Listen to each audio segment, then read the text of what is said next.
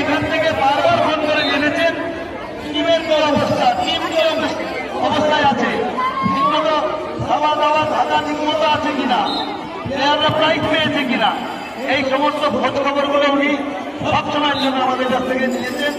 সমীর বাবু এসেছেন, আমাদেরকে দুবার করলেন, হাতের ওটা দুবার করলেন। স্কুল কি জানি, দেখো লাস্ট সান্ত্বনা পুরস্কার নিয়ে আসবে। আমি ওনাকে আমাদের অ্যাসোসিয়েশনের তরফ থেকে অনেক দেরি করে দেখিস স্মৃতি সিং অনুরোধ করব আমাদের মাননীয় সমীর বাবুকে আমরা ঝড়ের মতো স্মৃতি সিং এবং রশ্মিতা দাস মঞ্চে আসবে।